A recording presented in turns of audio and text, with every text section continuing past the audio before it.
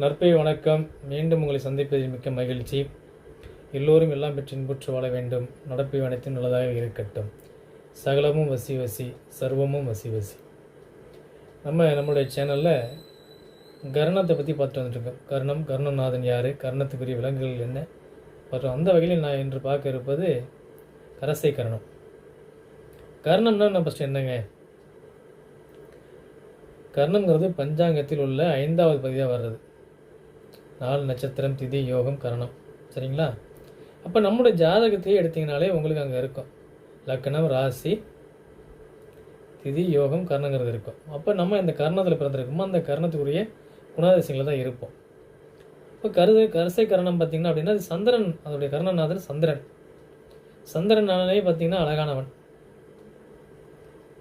கிரகத்திலே அழகானவர் சந்திரன் தான். சந்திரன் நல்லா இருந்தால் தான் சினிமா துறையில் இருக்க முடியும். சந்திரன், சுக்கிரன் எல்லாரோட இருந்தால் தான் சினிமா துறையில் இருப்பாங்க. வசீகர தோற்றம் கொண்டவர். அதுக்கான விலங்கு பார்த்திங்கன்னா யானை. கரசை என்றாலே யானை. இவர்கள் தொழில் பார்த்திங்கன்னா கலைத்துறையில் இருப்பது, மருத்துவத்தில் இருப்பது, ஜோதிடம், நவீன மருத்துவம், இதேமாதிரி காரணத்துலாம் வரும் கரசை கரணத்தில் இருக்கிறவங்க. கரசை கரணம் இருக்கவங்க பார்த்திங்கன்னா அதிகாரம் பதவியில் இருக்கவங்களுடைய தொடர்பில் இருப்பாங்க. இல்லாட்டி இவங்களே இது ஒரு கம்பெனியில் ஒர்க் பண்ணுறதா இருந்தால் ஒரு சூப்பர்வைசர் லெவலில் இருப்பாங்க, மேனேஜிங் லெவலில் இருப்பாங்க, அரசியலில் இருந்தால் இருப்பாங்க, அரசியல்வாதியாக இருந்தாலுமே கவுன்சில் ஏதாவது ஒரு போஸ்டிங்கு கரசை கரணத்தில் பிறந்தவங்க இருப்பாங்க. இல்லாட்டி இந்த போஸ்டிங்கில் இருக்க நண்பர்களோட இவங்க இருப்பாங்க. உடனே இவங்க இருப்பாங்க, இருக்க கூட இவங்க ஜாயின் பண்ணி இருப்பாங்க. அரசு சம்மந்தப்பட்ட விஷயங்கள் அதிகாரத்துவரை கொண்டவங்களாம் இருப்பாங்க. ஒரு கவுன்சிலர் எம்எல்ஏ இருக்கார் அப்படின்னா எம்எல்ஏ கூட இருந்தாங்கனாலே கொஞ்சம் அதிகாரத்துவம் உங்களுக்கு இருக்கும் இல்லையா? ஐயாவெல்லாம் இப்போ பார்க்க முடியாது, அங்கே போய் நீல அப்புறமா கூப்பிட்றோம் அப்படிங்கிற மாதிரி அந்த அதிகாரத்துவம் உள்ளவங்களாம் இருப்பாங்க கரசை கரணத்தில் பிறந்தவங்க. இப்போ கரசை கரணத்துக்கான அதிபதி யாருன்னா சந்திரன். சந்திரனாலே அம்மன் வழிபாடு. சந்திரனாலே திருப்பதி நம்ம நம்ப வச்சுக்கணும் எப்பவுமே. ஏன்னா சந்திரன் நம்ம இந்தியாவிலேயே சந்திரனுடைய ஒளி, நிலாவோட வெளிச்சம் ஒளி அதிகமாக படுற இடம்னா திருப்பதி. சந்திரன் தான் மனோகாரன்னு சொல்லுவாங்க. அதனால் சந்திராஷ்டமம் அன்னைக்கு நம்ம எந்த விஷயமும் செய்யக்கூடாதுன்னு சொல்லுவாங்க. அதேமாரி நம்முடைய ராசிக்குள்ளேயே நட்சத்திரத்துலேயே சந்திரன் பயணிக்கும் போதுமே தேவையில்லாத மன சஞ்சலங்களை கொடுக்குன்னு சொல்லுவாங்க. அதனால் சந்திரன் நம்மளுக்கு நல்லா இருக்கணும். சந்திரன் அம்மா. சந்திரனாலே அம்மன் வழிபாடு, சந்திரனாலே உணவு, சந்திரனாலே நீர், இது எல்லாமே சந்திரனில் தான் வருங்க. அதான் நீரை வீணாக்கக்கூடாதுன்னு சொல்லுவாங்க. தண்ணியை செலவழித்தாலே பணம் செலவழின்னு சொல்லுவாங்க. தண்ணியை நீரை வீணாக்காதே அப்படின்னு. நீங்கள் மழை நீரெலாம் நிறைய சேர்க்கலாம். தண்ணீர் சேமித்து வைக்கிறது, தண்ணீர் தானம் பண்ணுறது, இதுமாதிரி விஷயங்கள்லாம் செஞ்சிங்கனாலே நல்ல பலன் உண்டு. கரசை கரணத்துக்குரிய விலங்கு பார்த்திங்கன்னா யானை. யானைக்கு உதவி பண்ணுவது, யானையிடம் ஆசீர்வாதம் வாங்குவது, யானையுடைய அந்த கிளிர்வது சத்தத்தை நீங்கள் ரிங்டோனை வைப்பது, யானை சம்மந்தப்பட்ட படங்கள் பாடல்களை கேட்பது, பிள்ளையார் பெட்டி, மணக்குள விநாயகர், இந்த ஆலயங்கள்லாம் நீங்கள் தொடர்ந்து போயிட்டு வந்தீங்கனாலே உங்களுக்கு சிறப்பான பலன் உண்டுங்க. பிள்ளையார்பட்டி கற்பை விநாயகரை எல்லாருமே கும்பிடலாம். கற்பை விநாயகரை அதுவும் கரசை கரணத்தில் பிறந்தவர்கள் நீங்கள் ஆண்டுக்கு ஒரு முறை இல்லாட்டி 6 மாதத்துக்கு ஒரு முறையாவது நீங்கள் போய் பிள்ளையார்பட்டி கற்பை விநாயகரை பார்த்துட்டு வந்துட்டீங்கனாலே உங்களுக்கு அந்த ஆண்டு முழுவதுமே கற்பகம் மாதிரி தான், கற்ப விரிச்ச மாதிரி உங்களுக்கு செல்வங்கள் அனைத்துமே வரும். ஏன்னா ஃபஸ்ட்டு நம்ம கரசையில்னா அந்த கரணத்துக்குரிய விலங்கு யானை. யானைனாலே நம்மளுக்கு விநாயகர் பெருமான் தான் வருவார். தொந்தி கணபதி ஹோமம் பண்ணலாம். கணபதி ஹோமம்லாம் பண்ணுறீங்க வசதியில் அப்படின்னா எந்த ஆலயங்களில் பண்ணாலுமே நீங்கள் போய் கலந்துக்கலாம். எந்த அளவுக்கு நீங்கள் கணபதி ஹோமத்தில் கலந்துக்கிறீங்களோ அந்த அளவுக்கு உங்களுக்கு பலன் உண்டு கரசை கரணத்தில் பிறந்தவங்களுக்கு. அதே மாதிரி தான் நீங்கள் யானைகளுக்கு உணவு வாங்கி கொடுப்பது, யானைகளை பராமரிப்பது. இன்றைக்கி பார்த்திங்கன்னா எல்லா ஆலயத்துலேயுமே யானைகள் இருக்குது. அப்போ நீங்கள் கரும்பு வாங்கி போய் கொடுக்கறது, வாழைப்பழம் வாங்கி கொடுக்கறது, பேரிச்சம்பழம் வாங்கி கொடுக்கறது, இந்த மாதிரி விஷயங்கள் செய்கிறது அனைத்துமே உங்களுக்கு நல்ல பலன் உண்டுங்க. எல்லாருமே யானைகிட்ட ஆசீர்வாதம் வாங்கலாம். யானை பார்த்திங்கன்னா குருபாவோட வாகனம். குருவோட வாகனமே யானை தான். யானைகிட்ட ஆசீர்வாதம் வாங்கினாலும் குருபாவன்ட்ட ஆசீர்வாதம் வாங்கின மாதிரி. கரசை கரணத்தில் பிறந்தவங்க நீங்கள் அதுவும் குறிப்பாக போய் நீங்கள் யானைகிட்ட ஆசீர்வாதம் வாங்குறது, மணக்குள விநாயகர்லாம் நீங்கள் போயிட்டீங்கனாலே அங்கே உங்களுக்கு நல்ல ஒரு விஷயம். ஏன்னா அது ஜீவசமாதி நிறையா அங்கே இருக்குது. அது மேலே பாண்டிச்சேரியில் இருக்க மணக்குள விநாயகர், அது மேலே விநாயகர் இருக்கார். விநாயகருக்கு பார்த்திங்கன்னா சிறப்பான ஆலயம் இந்தியாவில் அதுவும் ஒன்று. எப்படி மும்பையில் வந்து சித்தி விநாயகர் சொல்கிறோமோ, பிள்ளையார்பட்டியில் கர்ப்ப விநாயகர் சொல்கிறோமோ, அதேமாரி பாண்டிச்சேரியில் மணக்குள விநாயகர். மணக்குள விநாயகரை நீங்கள் வழிபட ஆரம்பிச்சிட்டிங்கனாலே உங்களுக்கு நல்லது ஒரு ஆற்றம் ஒன்று முன்னேற்றமாயிரும். அங்கே யானைக்கு நீங்கள் பேரிச்சம்பழம் வாங்கி கொடுக்கலாம். மணக்குள விநாயகருக்கு வந்து நீங்கள் பேரிச்சம்பழம் வாங்கி கொடுத்துட்டு வந்துட்டிங்கனாலே நல்ல செய்தி வரும்.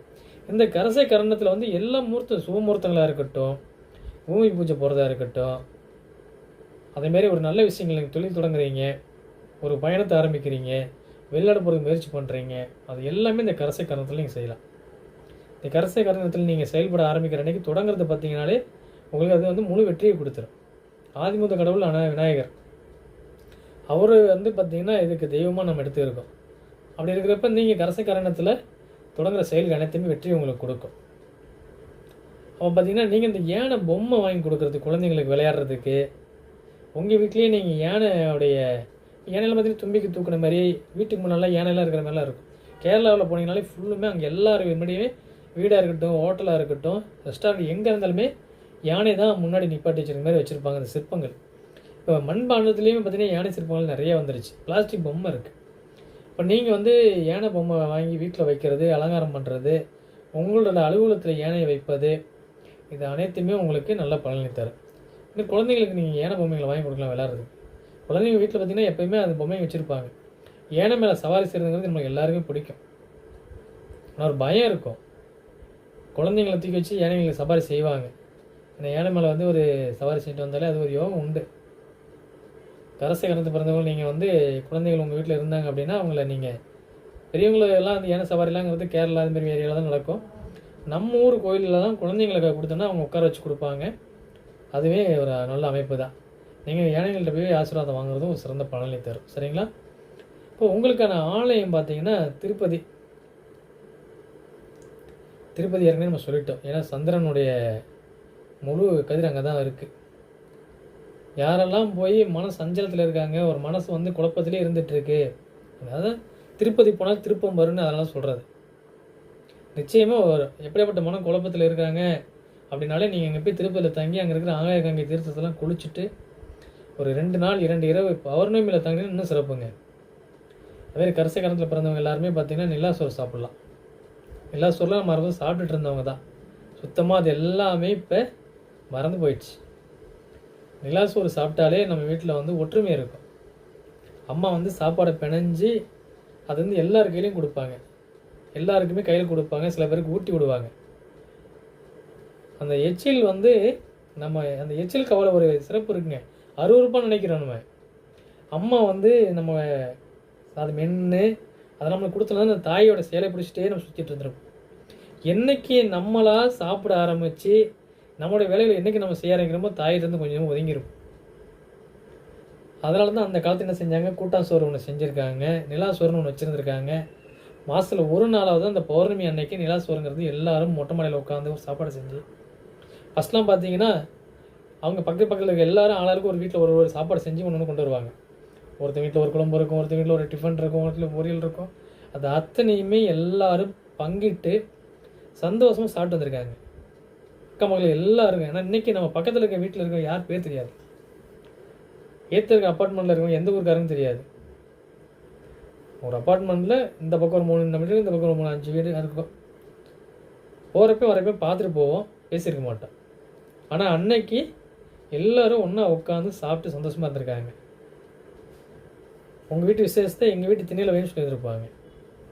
எங்கள் வீட்டில் இடம் இருக்குது, தாராளமாக நீங்கள் விஜயம் பண்ணலான்னு சொல்லுவாங்க. சின்ன வீடாக இருக்கும், பொண்ணு பார்க்க வந்திருக்காங்க அப்படின்னு எங்கள் வீட்டுக்கு வாங்க, எங்கள் வீட்டில் வந்து நீ மாப்பிள்ளை விட வர சொல்லுங்கள் பார்க்கலான்னு. அன்றைக்கி அந்த அளவுக்கு இருந்திருக்காங்க. இன்றைக்கி நம்ம அப்படி இருக்குமா? அதனால தான் அவ்வளோ ஒற்றுமை இருந்திருக்குது. எல்லோரும் அண்ணன் தம்பியாக பழகிருக்காங்க, அவ்வளோ சந்தோஷமாக வாழ்ந்துருக்குறாங்க, உதவி பண்ணி இருக்காங்க. ஏன்னா நம்ம எல்லாருமே ஏதோ ஒரு ஊரை விட்டு ஊருக்கு தான் பிழைக்க வந்திருப்போம் இன்றைக்கி. அப்படி இருக்கப்ப நம்ம உறவினர்கள் வந்து சேர்றபடி நம்மளுக்கு நண்பர்கள் தான் நம்மளை வந்து சப்போர்ட் பண்ணுவாங்க. பக்கத்து வீட்டுக்காரங்க, அண்டை வீட்டுக்காரங்க தான், அண்டை அயலாறு தான் நம்மளுக்கு உதவி பண்ணுவாங்க. அவங்களோட ஃபஸ்ட்டு நல்ல உறவு இருக்கணும். நீங்களாம் நிலாசோறு சாப்பிடுங்க. நிலாசோறுங்கிறது எல்லாருமே சாப்பிட வேண்டிய விஷயங்க. அதை நான் மறந்து போன விஷயங்கள் அதுவும் ஒன்று.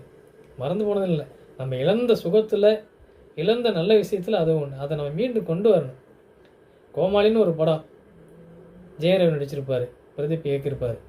ஆனால் அந்த படத்தில் பார்த்தீங்கன்னா அந்த படத்தில் என்ன கதை, என்ன ஒரு 80ஸ்லேயே 90ஸ்லேயே பிறந்திருந்தாங்கன்னா அந்த டைமில் என்னெல்லாம் பண்ணினாங்க, இப்போ எல்லாம் பண்ணலை. அந்த பண்ணினது அதுதான் படம், கதையே. படம் எப்படி ஓடிச்சு? லோ பட்ஜெட் படம், ஆனால் நல்ல வசூல் கொடுத்த படம். அதே மாதிரி தான் நம்ம வாழ்க்கை ஓடிட்டுருக்கு இப்போ. அதனால் கடைசி காலத்தில் பிறந்தவர்கள் விநாயகர் வழிபாடு செய்யுங்க, யானைக்கு உதவி பண்ணுங்கள், யானை சம்மந்தப்பட்ட படங்களை பாருங்கள், உங்கள் வீட்டில் யானை ஸ்டிக்கர்ஸ் ஒட்டி வைங்க, ஃபோன்லேயுமே யானை பிள்ளைகிற ரிங்டோன் வைங்க. கடைசி காலத்தில் பிறந்தவங்களுக்கு நல்லா சப்போர்ட் பண்ணணும். அதே மாதிரி பார்த்தீங்கன்னா நீங்கள் குழந்தைங்களுக்கு சின்ன சின்ன பொம்மைகளை வாங்கி விளையாடுறது கொடுங்க. அது என்ன, குழந்தைங்களுக்கு பார்த்தீங்கன்னா குருவோட அம்சத்துலேயே வருவாங்க. பள்ளி சிறுவர்கள் புதனோட அம்சத்தில் வருவாங்க. புதன் நல்லா இருந்தால் தான் அவங்களுக்கு வருமானம் வரும்.